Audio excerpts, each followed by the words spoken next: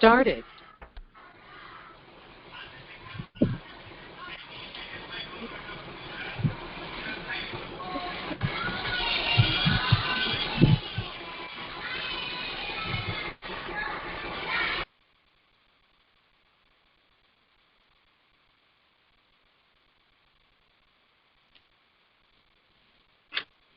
ओम नमोर्यंत्राणं नमो सिद्धाणं नमो आर्याणं नमो वज्रायणं नमो लोहे सव्वसाहुणम्।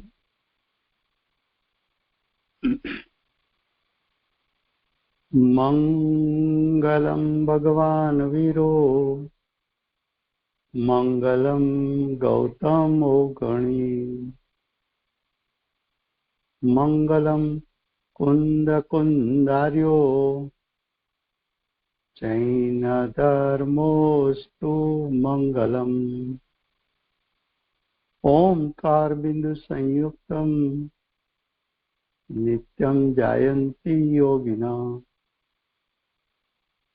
कामदं मोक्षदं चैव ओंकाराय नमो नमः।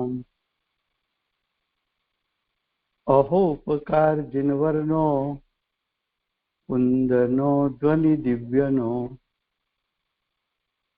जेन कुंद ध्वनियाप्या अहो आ गुरु काननो।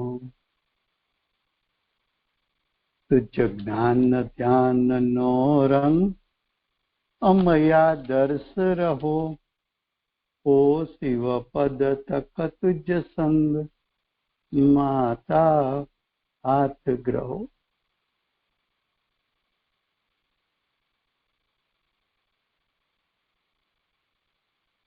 ये प्रवचन सार नाम का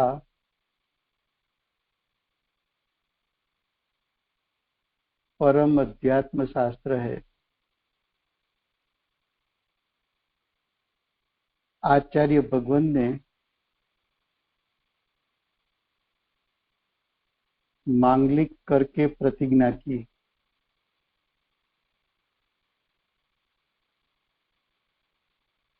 प्रतिज्ञा में विशुद्ध ज्ञान शब्द में से ज्ञान तत्व प्रज्ञापन को खोला।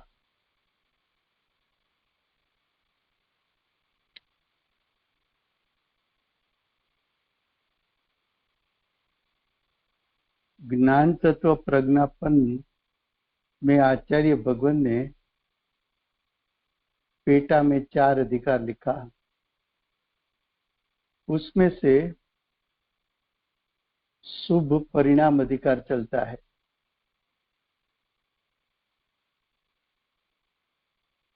शुभ परिणाम अधिकार में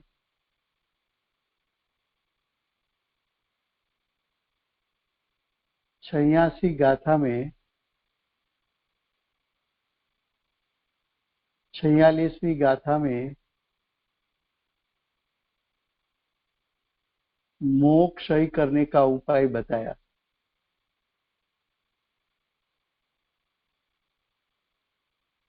जो मोक्ष करने का उपाय है उसमें कहा कि द्रव्य श्रुत का अभ्यास,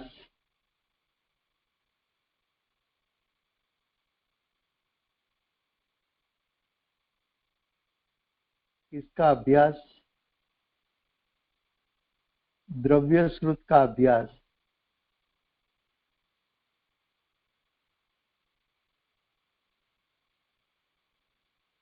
तो द्रव्य श्रुत का अभ्यास से मोह का क्षय होता है।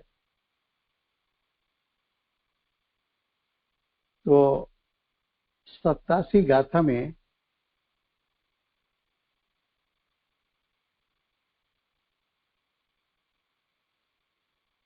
आपको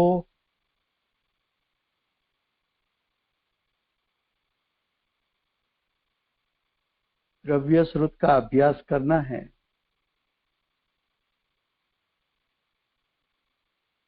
तो द्रव्य श्रुत क्या है?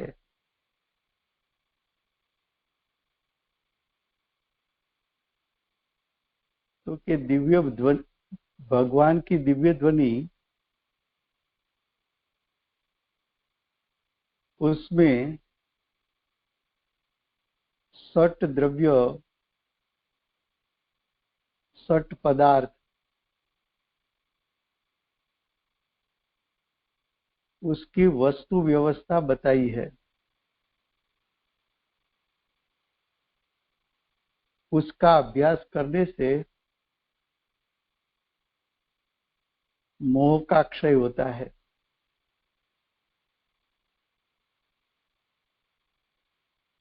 क्या कहा?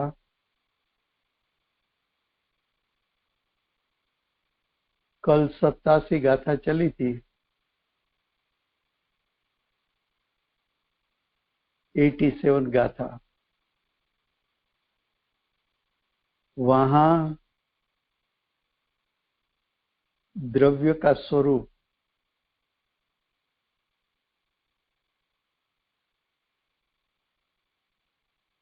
द्रव्य गुण पर्याय, उसकी वस्तु व्यवस्था, उसका यथार्थ ज्ञान करने से जीव को सम्यक ज्ञान प्रकट होता है।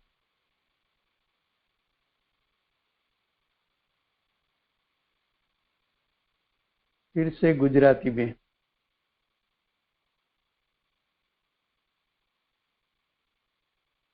आचार्य भगवंते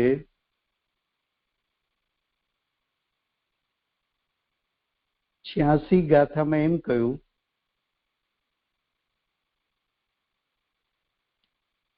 કે દ્રવ્ય સ્ત્રોતનો અભ્યાસ કરવો તે મોક્ષ કરવાનો એક ઉપાય છે।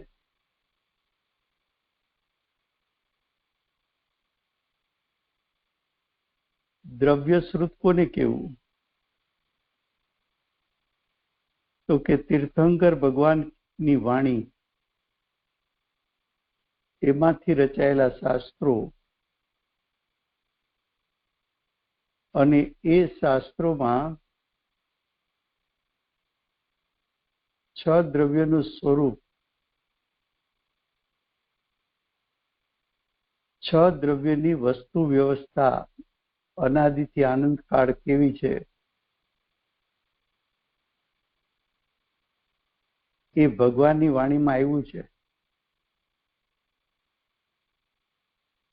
ગણધરોએ અને પરંપરાના આચાર્યોએ શાસ્ત્ર રચના કરી દ્રવ્ય ગુણ પર્યાયનું સ્વરૂપ યથાર્થપણે અનુભવપૂર્વક તેનું વર્ણન કર્યું છે। તેનો યથાર્થ અભ્યાસ કરવાથી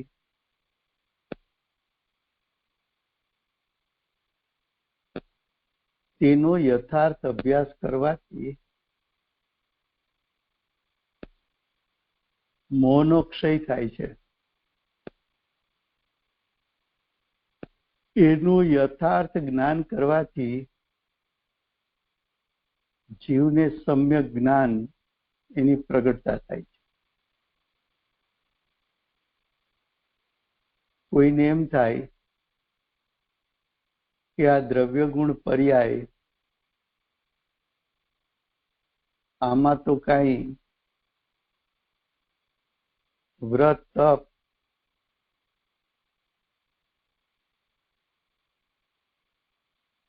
કે એના ક્રિયાકાંડ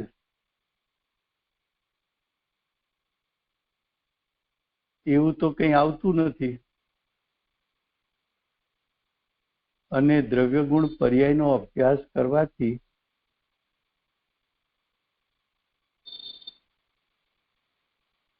જીવને સમ્યક જ્ઞાનની પ્રગટતા કેવી રીતે થાય?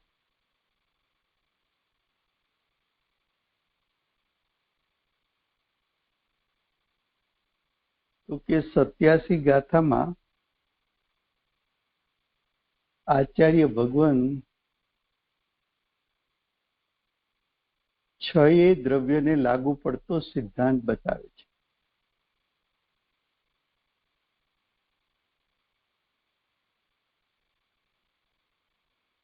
દ્રવ્ય કહેતા 6 દ્રવ્ય, ગુણો કહેતા 6 દ્રવ્યના ગુણો, અને પર્યાય કહેતા 6 દ્રવ્યની પર્યાય અને એના ગુણોની પર્યાય.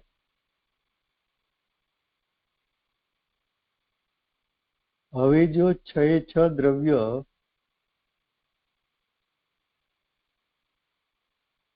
પોતપોતાની સ્વસત્તામાં દ્રવ્ય ગુણ પર્યાયમયપણે હોય અને દરેક દ્રવ્ય પોતાની સ્વસત્તામાં રહીને પરિણમન કરે અને દરેક દ્રવ્ય પોતાના સ્વભાવને અનુસરીને પરિણમન કરે, દરેક દ્રવ્ય પાસે પરિણમન કરવા પોતાની પરિણમન શક્તિ હોય, પોતાનું પરિણમન નો કરતા પોતે હોય, પોતાના પરિણામનો ભોગતા પોતે હોય,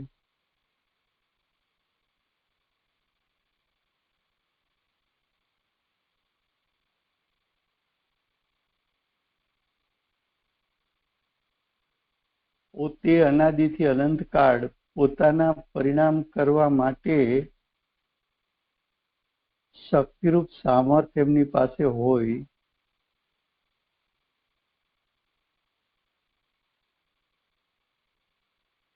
દરેક દ્રવ્ય પોતાના ષટકારકથી પરિણમતું હોય,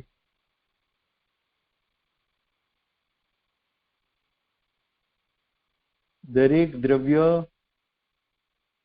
પોતે અનંત ગુણાત્મક હોય અને દરેક દ્રવ્યના ગુણો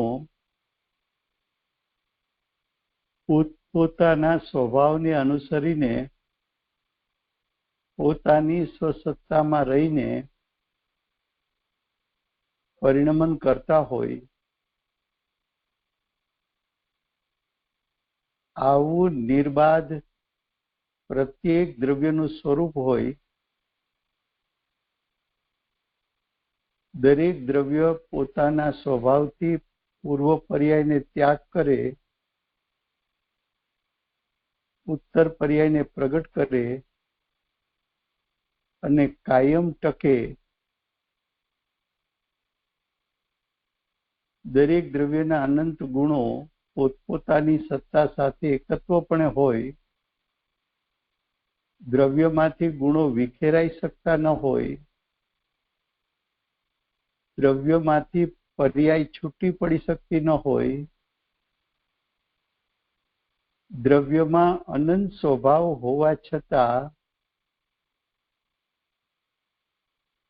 એક પણ દ્રવ્ય પાસે એવો સ્વભાવ નથી કે પરના પરિણામને કરી શકે કે પરના પરિણામને ભોગવી શકે.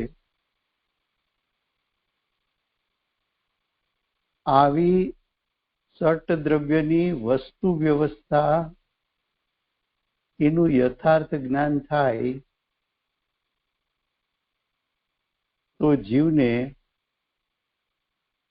પરદ્રવ્યના પરિણામનો હું કરતા થાવ કે ભોગતા થાવ કે નિમિત્ત કરતા થાવ, એ ભાવ છૂટી જતો હોવાથી મિથ્યાત્વનો નાશ થતા દર્શન મોક્ષ પામે છે.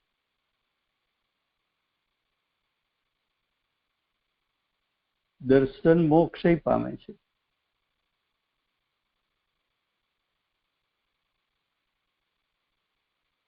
કેમ તો કે પરદ્રવ્યમાં હું કરતા ભોગતા થઈ શકતો નથી,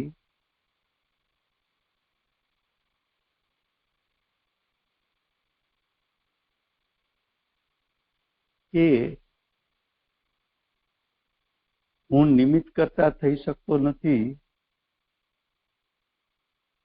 તો જીવને એટલું સમજાતા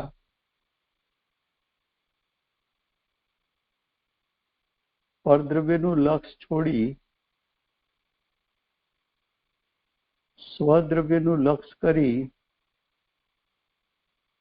સ્વદ્રવ્ય તરફ પુરુષાર્થનો વેગ વધારી વિશ્વ પ્રત્યે ઉદાસીન થઈ વૈરાગનું જોર વધારી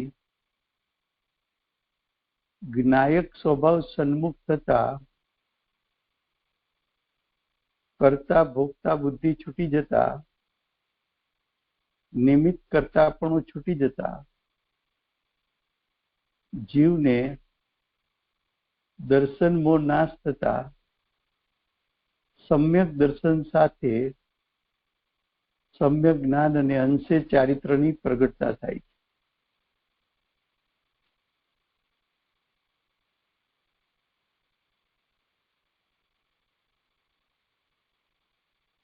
ये सम्यक ज्ञान प्रकट कराने की गाथा है.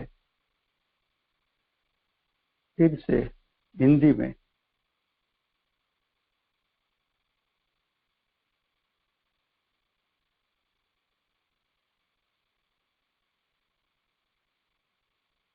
(87) गाथा में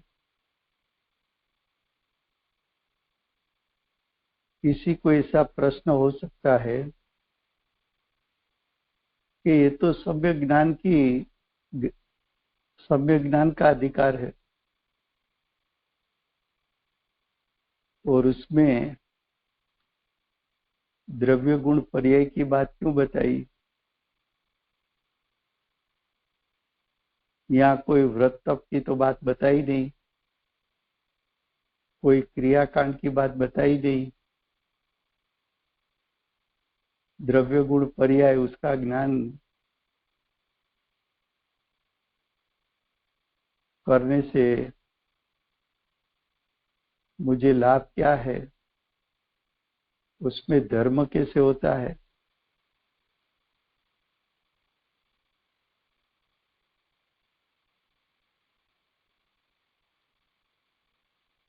तो इस गाथा में 6 द्रव्य को लागू होता हुआ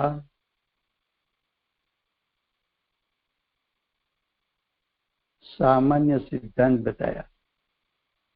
ये सिद्धांत सभी द्रव्यों को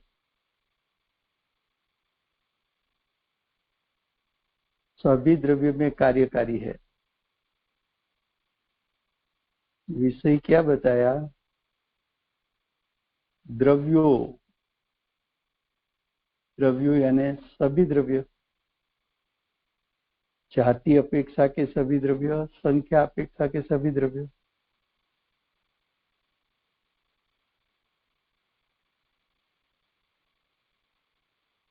वो द्रव्य सभी द्रव्य अनंत गुणात्मक है. प्रत्येक द्रव्य में अनंत अनंत स्वभाव है और एक एक स्वभाव शक्ति रूप सामर्थ्य से परिपूर्ण है. एक एक स्वभाव अपने अपने स्वभाव को अनुसरण करके उसका परिणमन होता है. ये अनंत स्वभाव द्रव्य की सत्ता में तीनों काल एकत्वपने है, अभेद है. द्रव्य की सत्ता अनंत गुणात्मक है. द्रव्य अपने स्वभाव को अनुसरण करके परिणमन करता है, गुण अपने स्वभाव को अनुसरण करके परिणमन करता है.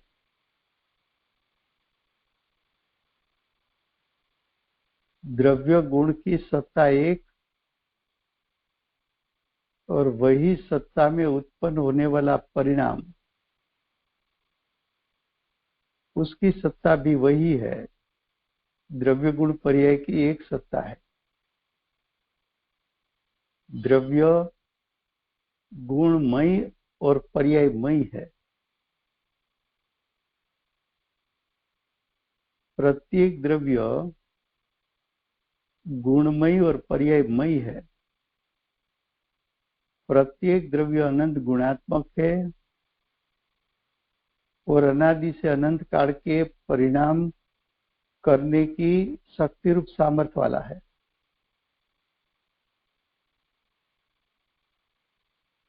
प्रत्येक द्रव्य में परिणाम होता है वो स्वयं की परिणमन शक्ति के कारण, पर के कारण नहीं होता। प्रत्येक द्रव्य में परिणमन शक्ति है।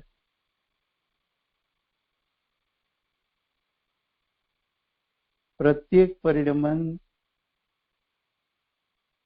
अनादि से अनंत काल द्रव्य की स्वसत्ता में ही होता है। वो परिणाम का कर्ता स्वयं द्रव्य है। उस परिणाम का भोक्ता भी स्वयं है। द्रव्य स्व के परिणाम का कर्ता हो सकता है, स्व के परिणाम का भोक्ता हो सकता है।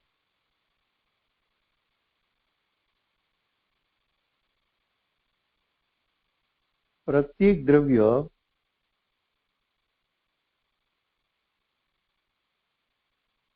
उसमें अनंत स्वभाव होने पर भी द्रव्य में एक भी स्वभाव ऐसा नहीं है कि पर द्रव्य के परिणाम का कर्ता हो सके, भोक्ता हो सके।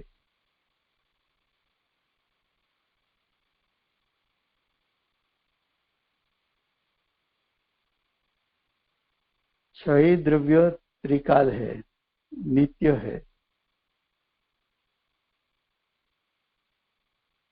प्रत्येक द्रव्य पूर्व पर्याय का त्याग करता है, उत्तर पर्याय को प्रकट करता है और कायम टिकता है। प्रत्येक द्रव्य का परिणाम द्रव्य के स्वभाव में से आता है।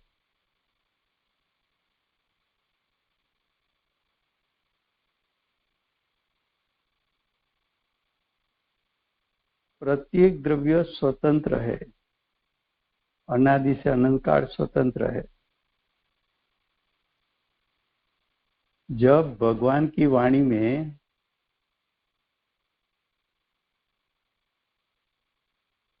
छह द्रव्य का स्वरूप और उसकी वस्तु व्यवस्था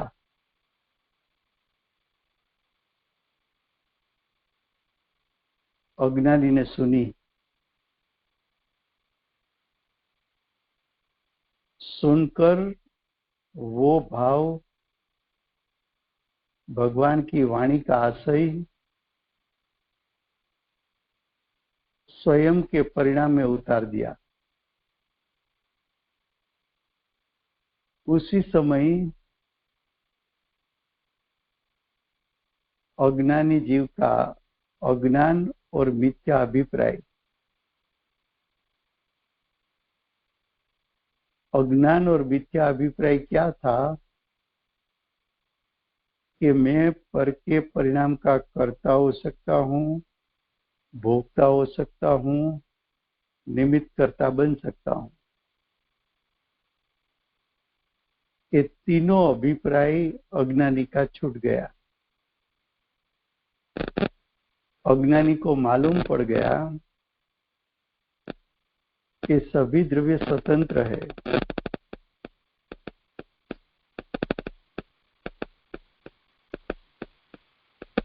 सभी द्रव्य अपनी अपनी स्वसत्ता में रहकर अपने अपने सटकारक से परिणमन कर सकता है। ऐसा जब भान हुआ अज्ञानी का अज्ञान दूर हो गया, अभिप्राय पलट गया, पर का मैं कर्ता बन सकता हूँ, भोक्ता बन सकता हूँ, निमित्त कर्ता बन सकता हूँ, ये भाव छूट गया।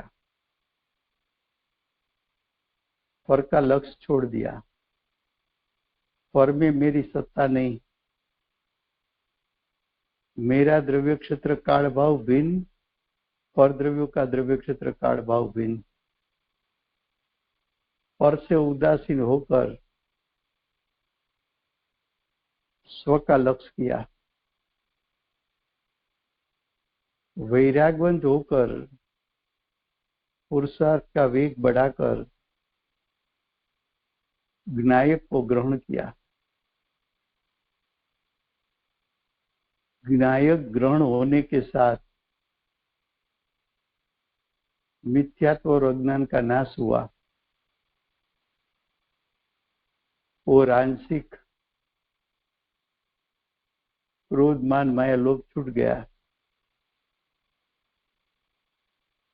सम्यक दर्शन, सम्यक ज्ञान, सम्यक चारित्र प्रकट हो गया।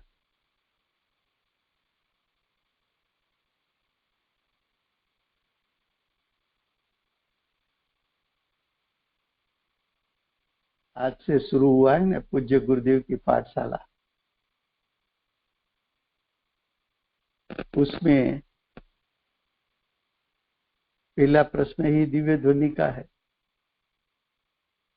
दिव्य ध्वनि की महिमा।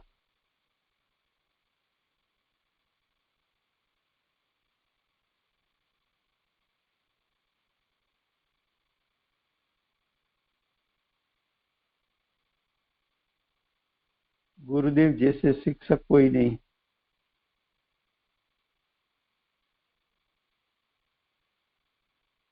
तो देखो, यहाँ हम टीका में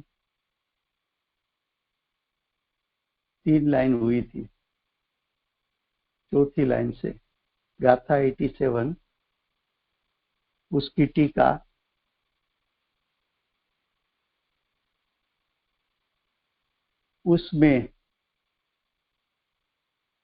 उसमें उसका अर्थ किया है पंडित जी ने, ये द्रव्यों, गुणों और पर्यायों मध्य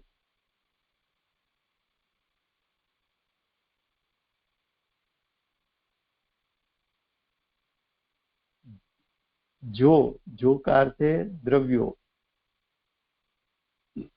गुण और पर्यायों को पाता है, प्राप्त करता है,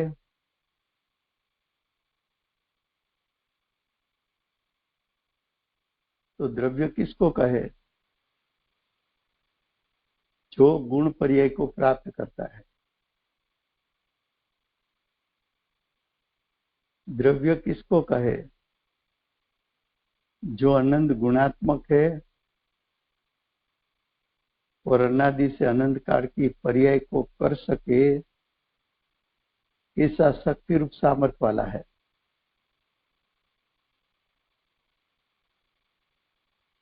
तो द्रव्य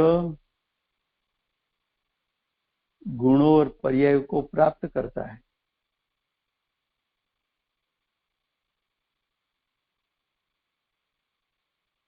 दूसरे तरीके से बताया, और जो यानी द्रव्यों गुणों ने पर्यायों के द्वारा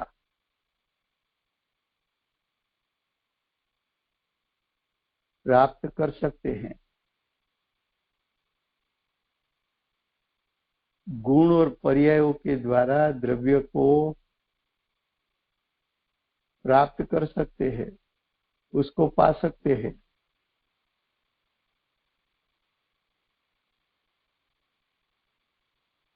द्रव्य किसको कहे? तो 2 बात बताई, 2 तरीके से बताई।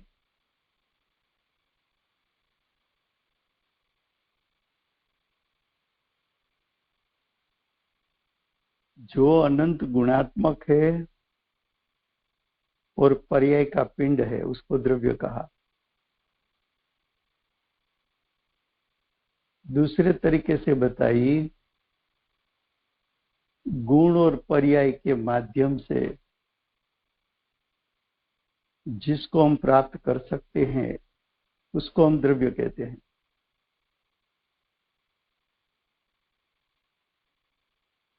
ऐसे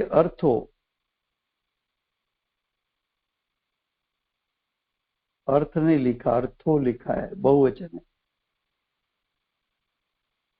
अर्थो तो द्रव्य को भी अर्थ कहते हैं, गुणों को भी अर्थ कहते हैं, पर्याय को भी अर्थ कहते हैं। तो जो द्रव्य गुण पर्यायमयी है वो द्रव्यो है। तो छह द्रव्य, षट द्रव्य द्रव्य गुण पर्यायमयी है।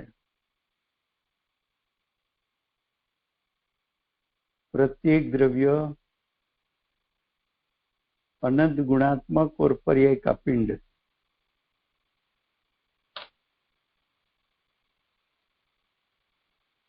आगे बताया जो यानी गुण और पर्यायो द्रव्य के आश्रय पाता है। गुण पर्याय को आश्रय किसका है? द्रव्य का। किस द्रव्य को? तो के छह द्रव्यों को। छह द्रव्य के गुण पर्याय अपने अपने द्रव्य का आश्रय प्राप्त करता है, आश्रय पाता है।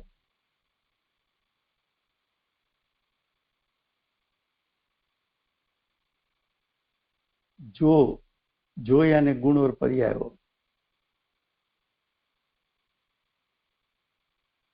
आश्रयभूत द्रव्य के द्वारा पा सकते हैं।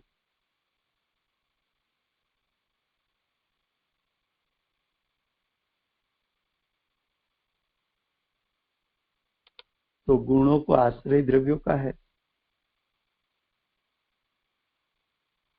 आगे बताया, जो द्रव्यों को क्रम परिणाम से प्राप्त करते हैं। क्रम परिणाम वो पर्याय का लक्षण है।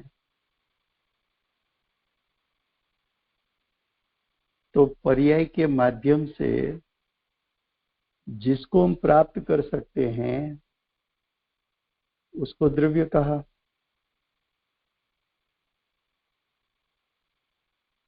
तो पर्याय के माध्यम से द्रव्य को प्राप्त करना, द्रव्य तक पहुंचना, द्रव्य को पाना, उसको पर्याय कहते हैं।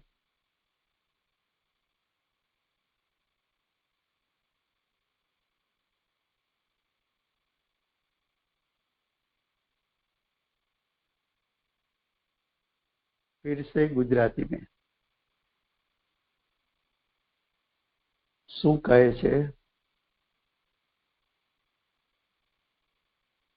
કે દ્રવ્યને પ્રાપ્ત કરવું છે તો ગુણ પર્યાય દ્વારા પ્રાપ્ત કરી શકાય।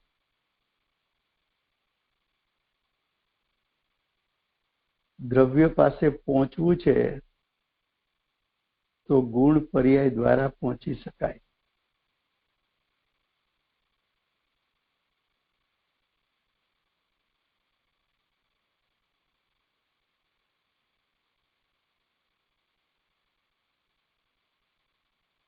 આ ગુણ પર્યાયો દ્રવ્યના આશ્રય છે।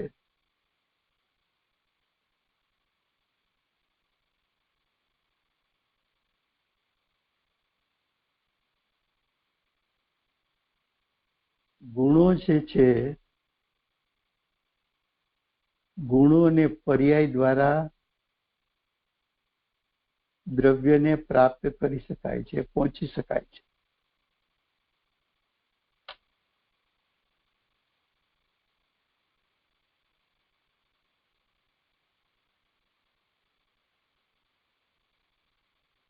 સમયસાર आचार्य भगवंते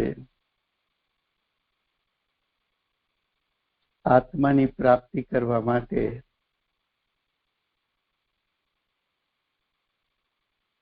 લક્ષણ દ્વારા લક્ષ્યને ગ્રહણ કરવું. તો લક્ષણ છે એ ગુણ છે.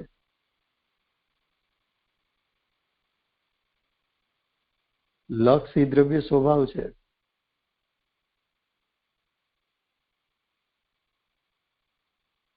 તો લક્ષણ દ્વારા લક્ષ પ્રાપ્ત કરી શકાય છે, પામી શકાય. અને બીજો વિષય લીધો 7 તત્વોમાં છુપાયેલી આત્મજ્યોતિ. પર્યાયમાં છુપાયેલો દ્રવ્ય સ્વભાવ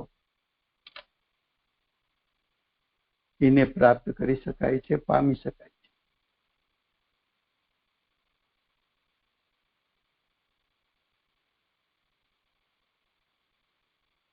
ટીકાનો નેક્સ્ટ પેરેગ્રાફ.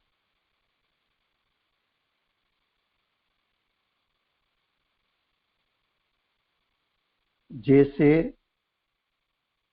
द्रव्य स्थानीय का अर्थ ब्रैकेट में पंडित जी ने दिया है. द्रव्य स्थानीय એટલે દ્રવ્ય સમાન. द्रव्य समान એટલે द्रव्य का दृष्टांत रूप. द्रव्य के दृष्टांत में सुवर्ण लिया.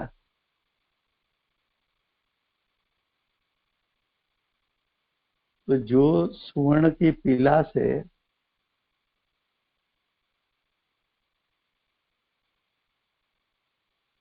उसका जो जगमगाट है, उसकी जो चिकास है, उसका जो वजन है, वो सोने के गुण है. अब सोने की पर्याय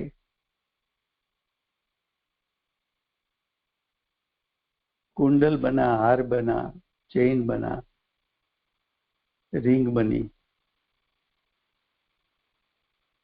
एंगल्स बने.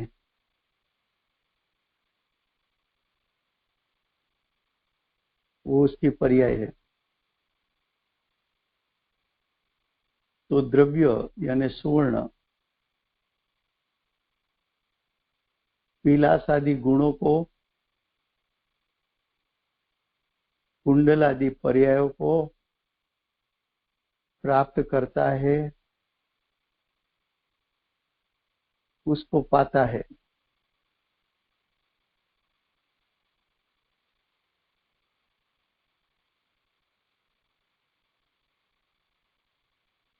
सुवर्ण का स्वरूप कैसा है? सुवर्ण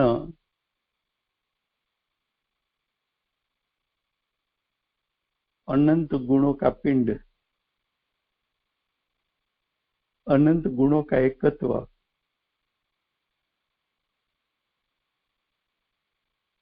और सुवर्ण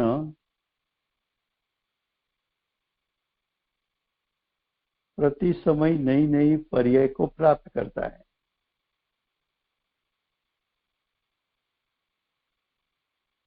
तो जैसा सुवर्ण अनंत गुणात्मक है और अनादि से अनंत काल प्रति समय विविध पर्याय है, तो अनादि से अनंत काल की विविध पर्याय सुवर्ण में से तब प्रकट हो सकती है कि इतनी पर्याय करने का सामर्थ्य सुवर्ण में हो.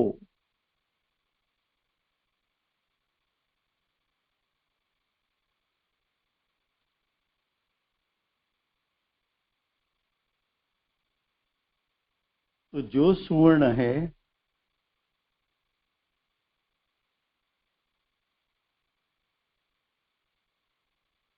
वो गुण पर्यायमय है. तो द्रव्य ने, सुवर्ण ने गुण और पर्याय को प्राप्त किया है। सुवर्ण ने गुण और पर्याय को पाया है।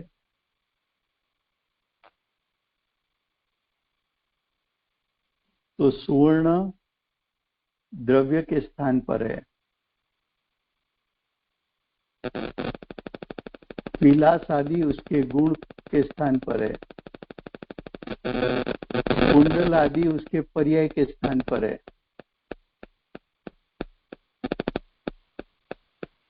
सुवर्ण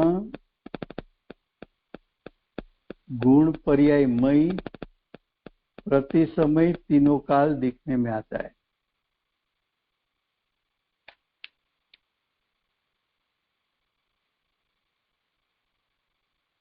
फिर से गुजराती में,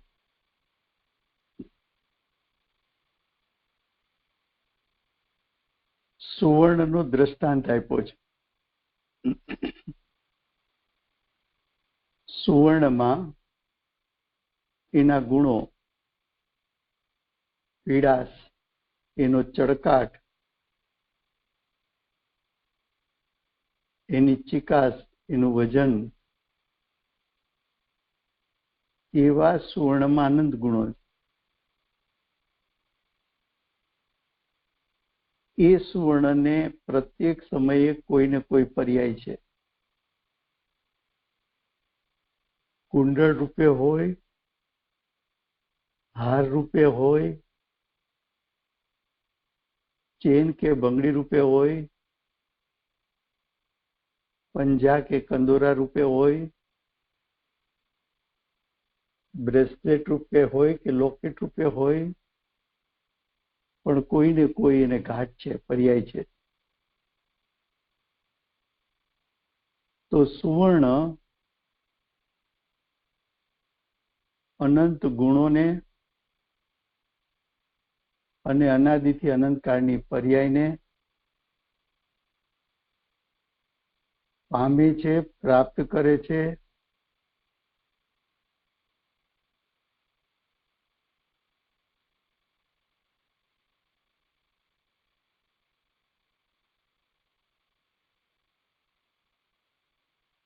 એવું સુવર્ણ તે દ્રવ્ય છે।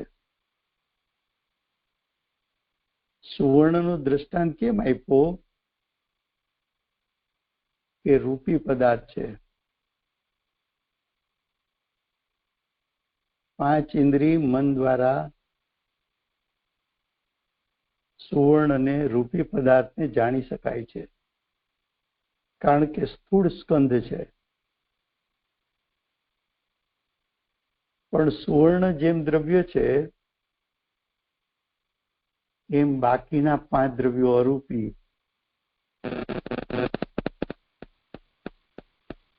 જીવ, ધર્મ, અધર્મ, આકાશ, કાળ, 5 અરૂપી દ્રવ્યો।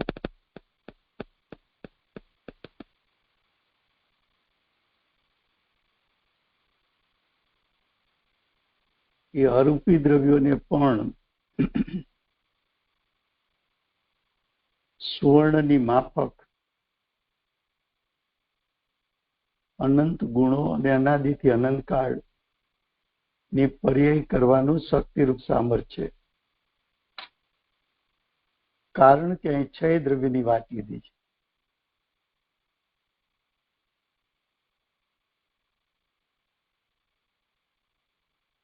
જો 6 દ્રવ્યોનું આવું સ્વરૂપ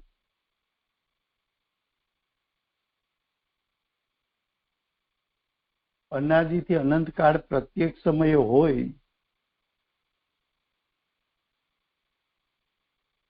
તો પરદ્રવ્યમાં તારે શું કરવા પણ રહ્યું?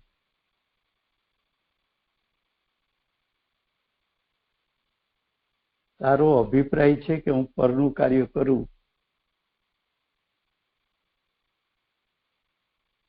પરના પરિણામને ભોગવું, વિશ્વના પદાર્થો તારા માટે જાણવા માટે છે કે ભોગવવા માટે છે?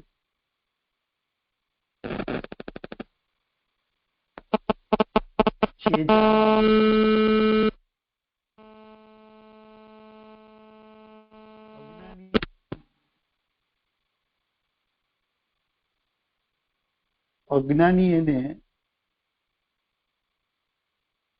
એનો હું કરતા છું કે ભોગતા છું એવું માને છે.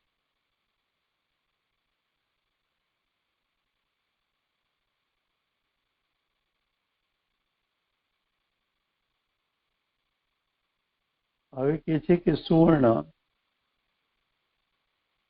તેમના વડે એટલે ગુણ પર્યાયો વડે પમાય છે, પ્રાપ્ત કરાય છે, પહોંચાય છે. પેલા એમ કીધું કે દ્રવ્ય ગુણ પર્યાયમય છે, પછી ઉલટેથી કીધું કે ગુણ પર્યાય દ્વારા દ્રવ્યને પ્રાપ્ત કરી શકાય છે.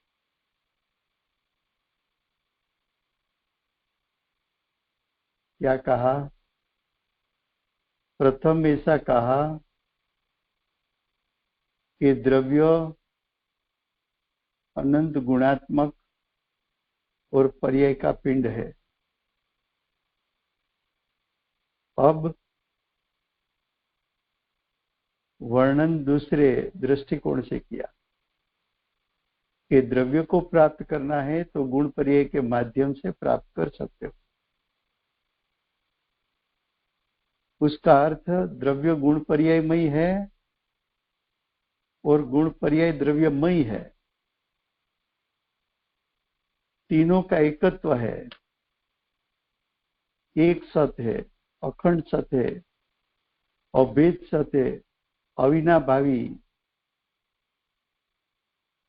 सत है, तन्मय सत है.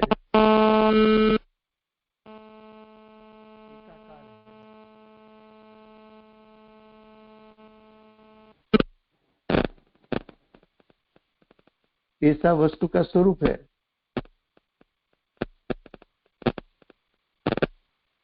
ऐसा जिनेंद्र भगवान का उपदेश है. ऐसा कहा.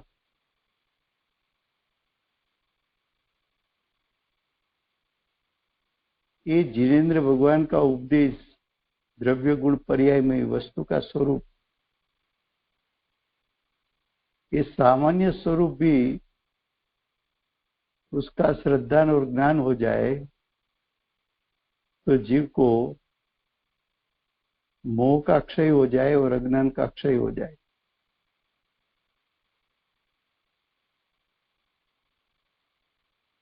अब लास्ट पैराग्राफ लेते हैं, क्योंकि जो हमने सिद्धांत में बताया था वही दृष्टांत में दिखाते हैं.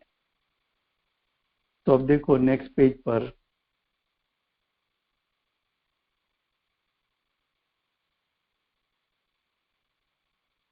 लास्ट पैराग्राफ टीका का. और जैसा ये सुवर्ण विलास आदि गुणों कुंडल आदि पर्यायों में विलास आदि गुणों और कुंडल आदि पर्यायों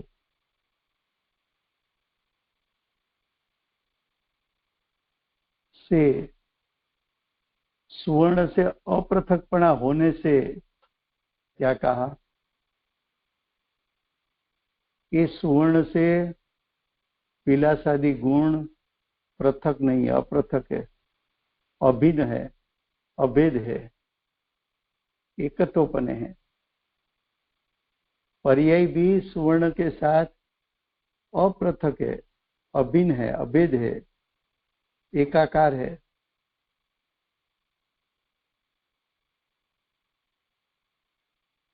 इस अपृथकपणा होने के कारण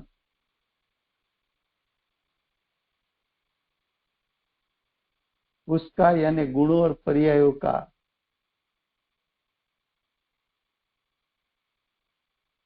सुवर्ण ही आत्मा है. आत्मा है यानी सत्व है. तो सुवर्ण का सत्व क्या? तो कि सुवर्ण का सत्व એટલે गुण पर्याय.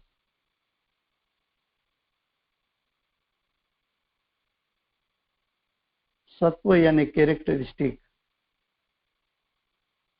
जैसे विश्व में बहुत से मेटल है ना, मेटल का प्रकार है, स्वर्ण है, सिल्वर है, कॉपर है, जसत है, वो सब पुद्गल के प्रकार है। फिर भी स्वर्ण की कैरेक्टरिस्टिक स्वर्णमयी है, सिल्वर की कैरेक्टरिस्टिक सिल्वरमयी है, कॉपर की कैरेक्टरिस्टिक कॉपरमयी है, स्वर्ण की कैरेक्टरिस्टिक स्वर्ण से भिन्न हो सकती है, सिल्वर की कैरेक्टरिस्टिक सिल्वर से भिन्न हो सकती है,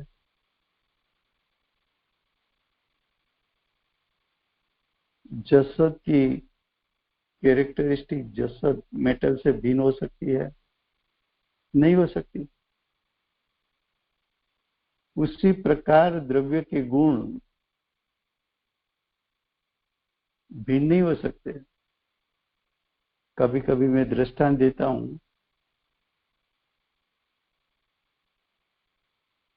कि जैसे डॉक्टर बोतल में इंजेक्शन डालकर सीरीज भरते हैं, तो उसमें बोतल और मेडिसिन का लिक्विड दो भिन्न वस्तु है।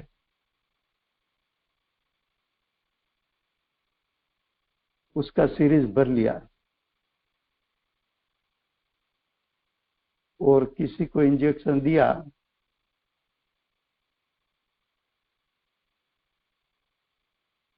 वे जैसा डॉक्टर ने किया ऐसा आत्मा को इंजेक्शन दो, उसमें से ज्ञान गुण का सीरीज भर लो और दूसरे के शरीर में ज्ञान गुण डाल दो, ऐसा क्या हो सकता है?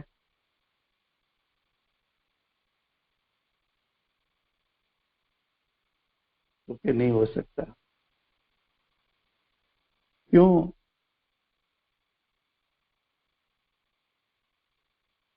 स्वर्ण गुण पर्याय मई है, मई यानी एकत्व, एकत्व यानी भिन्न न हो सके।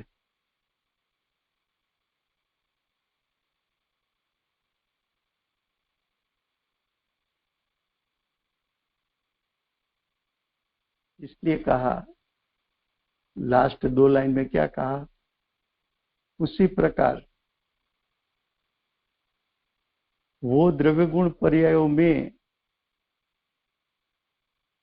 गुण पर्यायों का द्रव्य से अपृथकपणा होने से वो पृथक नहीं हो सकता। द्रव्य से पृथक नहीं हो सकता गुण पर्याय, इसलिए द्रव्य का सत्व गुण पर्याय कहा।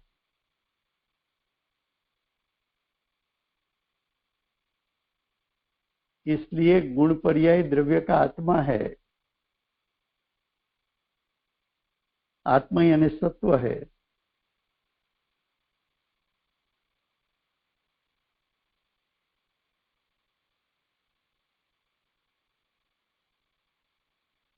ब्रैकेट में लिखा पंडित जी ने लास्ट लाइन में, द्रव्यज गुणों और पर्यायों का आत्मा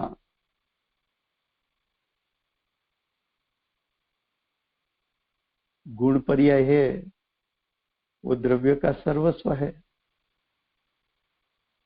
गुण पर्याय है, वो द्रव्य का स्वरूप है। गुण पर्याय है, वो द्रव्य का सत्व है।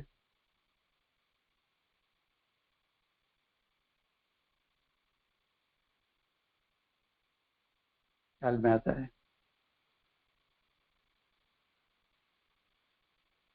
एक गाथा आचार्य भगवान ने रखी, 87 गाथा। एक गाथा भी समझ में आ जाए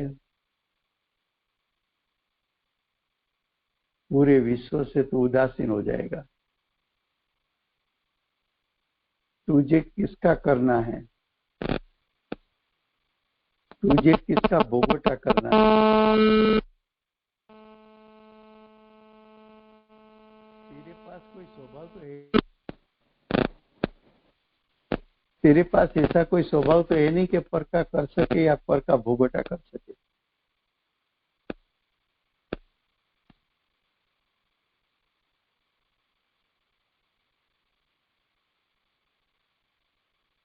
ये अगर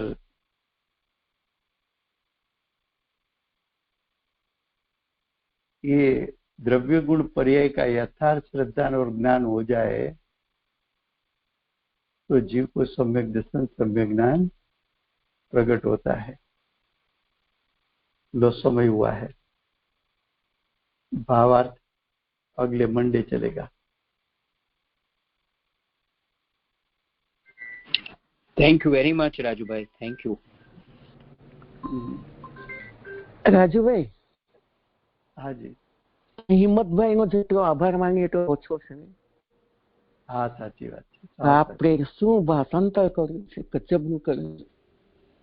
હા, સાચી વાત છે, દરેક વખતે યાદ કરીએ છીએ। એકદમ પરફેક્ટ તમે કીધું, એકદમ પરફેક્ટ। કેટલું સરસ આપણે કોઈ ટ્રાન્સલેશન કરી જ ના શકે।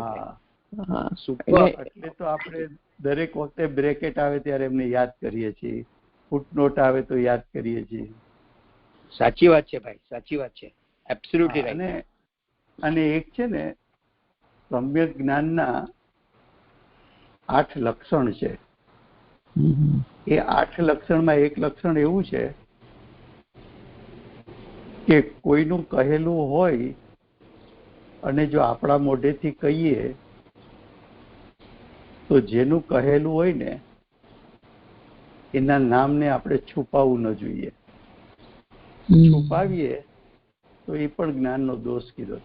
જ્ઞાનની મોટો દોષ કહેવાય। જેમ ગુરુદેવ એમના સિવાય આપણે આ પહોંચી ન શકત, એમના સિવાય આપણે આ પરમાગમ ને પહોંચી ન શકતે। એબ્સોલ્યુટલી। એકચ્યુઅલી ત્રણેય જણ માતાજી, ગુરુદેવ અને મામા, આ ત્રણનું આપણા ઉપર અત્યંત અત્યંત ઉપકાર છે ભાઈ, અત્યંત ઉપકાર, અત્યંત કરુણા એમને કહ્યું છે। હા, એટલે જો ગુરુદેવ કાયમ બોલતા ને તો એમ કહેતા કુંકુંદાચાર્ય દેવે આમ કહ્યું છે, અમૃતચંદ્રાચાર્ય દેવે આમ કહ્યું છે, જયચંદજી આમ કહ્યું છે, પુરુષાર્થ ઉપાયમાં અમૃતચંદ્રાચાર્ય દેવ આમ કહે છે। તો કોઈ દિવસ ગુરુદેવ નામ છુપાવતા નહીં। બેનશ્રીના બોલમાં આમ કહ્યું છે, શ્રીમદજી આમ કહ્યું છે, બનારસી દાસજી આમ કહ્યું છે। તો ક્યાંય ગુરુદેવ કોઈનું નામ છુપાવતા નહીં। ગુરુ તો ગુરુ જ હતા ભાઈ, એ તો એનું તો જેટલું આપણે બહુમાન ઓછું છે ભાઈ। હા, એટલે આ બધા ગુણો સમ્યક જ્ઞાનીના હોય। પણ મારા હિસાબે મામાશ્રીમાં બી આ ગુણો હતા ને મામાશ્રી કદાચિત સમ્યક જ્ઞાની થઈ બી ગયા હોય આ ભાવમાં, નહીં તો હમણાં તો થઈ જ ગયા હશે। હા હા, નિકટ મોક્ષગામી કયા છે ને। હા, એબ્સોલ્યુટલી ભાઈ, ગુરુદેવ બોલ્યા છે। હા, thank you very much Rajubhai, thank you. હા, કોણ જય બોલાવે છે? બોલાવો વિજયભાઈ। હાજી, હમ ભક્તોના તારણહાર શ્રી કાહન ગુરુદેવનો પૂજ્ય ભગવત જય હો। જીનવાણી પંચ પરમાગમ શાસ્ત્રનો જય હો।